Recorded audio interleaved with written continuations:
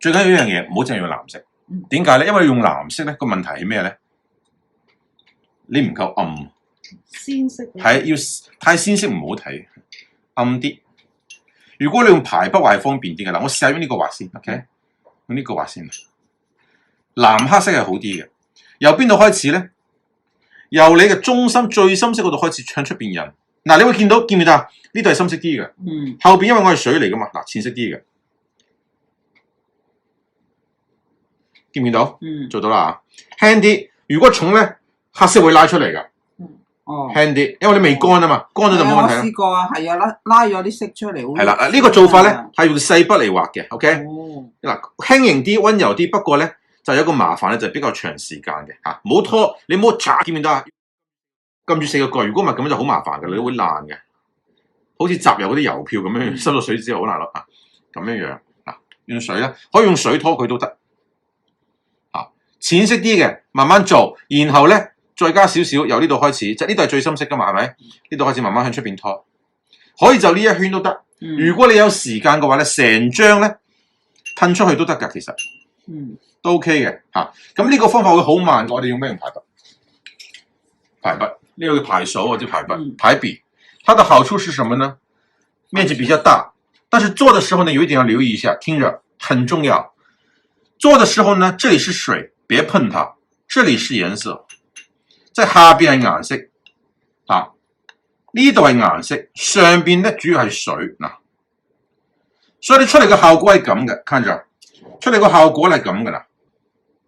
嗱呢一邊深色啲嘅，呢邊淺色啲嘅，咁即係換言之，如果你將佢係咁樣做嘅話咧，嗱咁樣做，呢邊係慢慢淺嘅，呢邊係深嘅。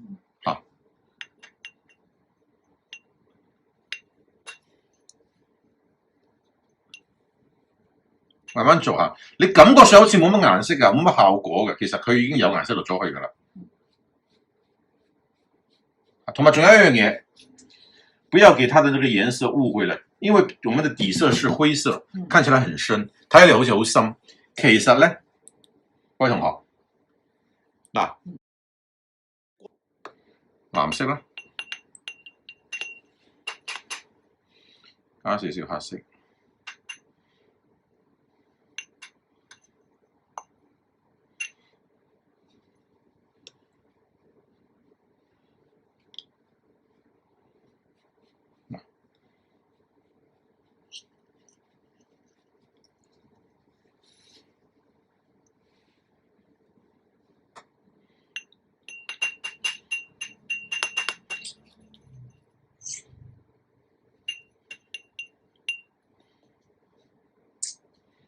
慢慢的過來，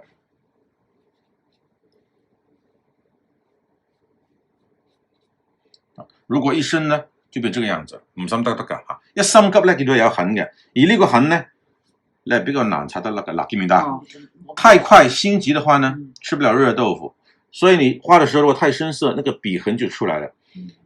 OK，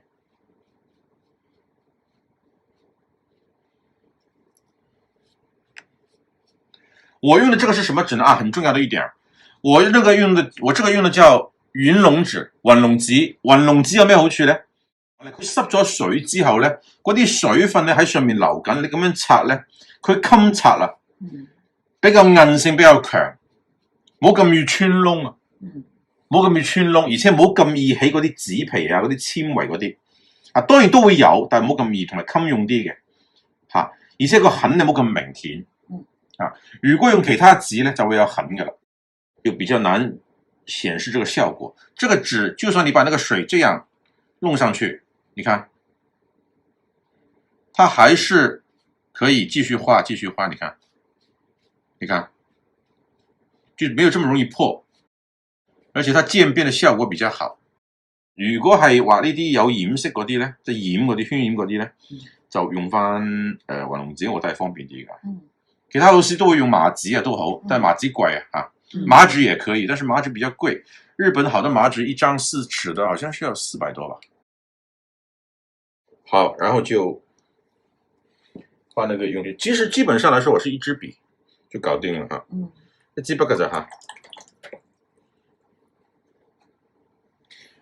画雪的感觉呢是先用薄的呢個係滑雪。薄粉係嗯比较薄的粉，就是加水的白色，加浓的颜色。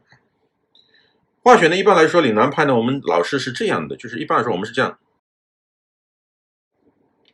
嗱，咁樣揈咧有個好處係乜嘢咧？有大有細嘅，就是有大有小，但是一般来说要用手腕的应力来应劲，要来这样甩下去。也有一个危险的，就是甩的时候可能聚在一起啊、分散了什么的。所以有另外一个方法，就是拿一支笔杆，就这样。那效果是什么呢？它肯定有东西啊。你嫌烦的话，你用手指也行，就这样。但是有个问题是什么呢？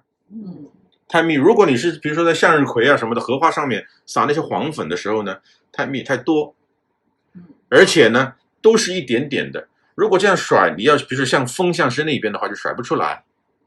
即係揈唔到出嚟嗰個風向嚇。咁但係一般嚟講，其實兩種都冇所謂嘅嚇，咁樣就 O K 噶。主要係控制個水分好啫嚇。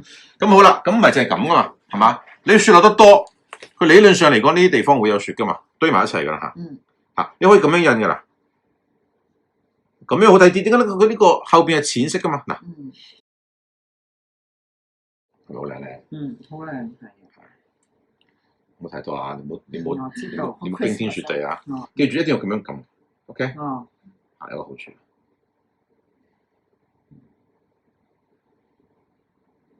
咁樣，甚至乎呢啲地方可以積多啲噶啦。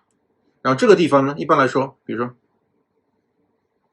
用小的比較方便一點。如果你懶的話，你可以用這個也行，就這個樣子，就掛在那個這個雪堆在那個針上面啊。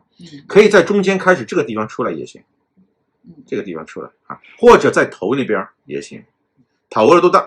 好靚係，好靚。咁樣。